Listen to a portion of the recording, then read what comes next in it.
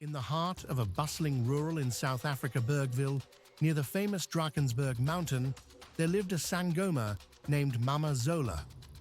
Renowned for her deep knowledge of the ancestral spirits and the magical potency of muti, her small hut was always filled with the scent of incense, herbal brews, and the whispers of those seeking help. People came from far and wide, whether to seek guidance or to prowess in protection against enemies, illness, or misfortune.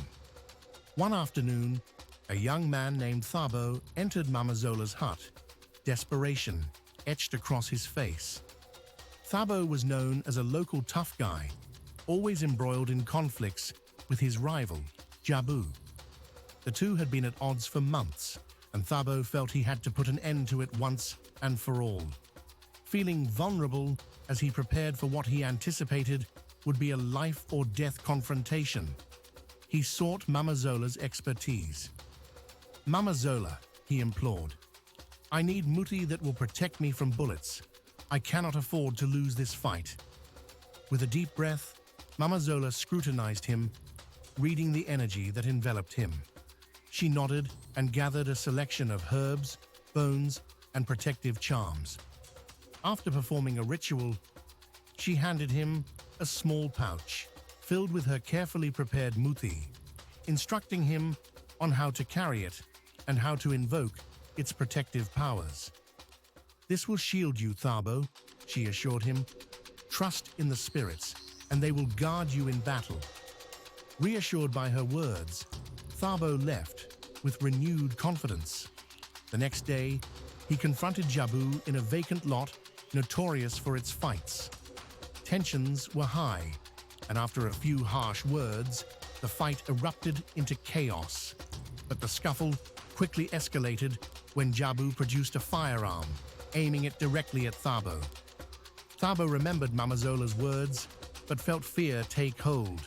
He closed his eyes and clutched the pouch, praying for protection. Yet when the gun fired, the sound echoed like a thunderclap, and pain seared through his arm as the bullet grazed him. Staggering back, Thabo felt a rush of anger and confusion. The muti had failed him. He was transported back to Mama Zola's hut, with blood staining his shirt and pain coursing through his body. The door to the hut creaked as he burst in, nearly frightening the traditional healer. "Mama Zola," he bellowed, rage bubbling beneath the surface. "What kind of muti did you give me?" "It didn't protect me. I got shot." He held up his arm, the wound still fresh and raw. Mama Zola's calm demeanor contrasted with Thabo's fury. "You must calm down, my child. The spirits work in ways we do not always understand." "Calm down? I was shot," he shouted, his voice echoing against the mud walls. "And yet you live," she replied, her gaze steady. "What did you truly seek? Protection from the fight, or the fear that filled your heart?" The muti provides support, but you cannot rely on it alone. You must also be clever and wise in your actions. Thabo paused, the storm of emotions beginning to wane. "But I paid good money for this. I was promised safety. You were promised guidance. The muti is not a shield against your choices, Thabo. You chose to confront violence with violence, and I cannot offer protection from your own path."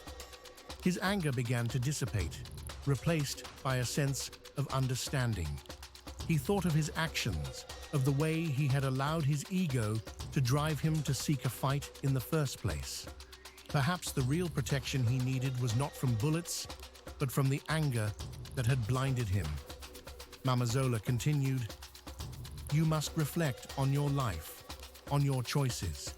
The spirits are here to guide you, but they need your willingness to learn and grow. Even in pain, there is growth." Thabo left, not with the refund he sought, but with a newfound sense of clarity. He didn't need more muti. He needed to change the way he approached his life and conflicts. There would be no more fighting without thought, no more fear governing his actions. As for Mama Zola, she watched him leave, knowing that sometimes the most profound healing comes not from Muthi, but from the realization that true protection begins within oneself.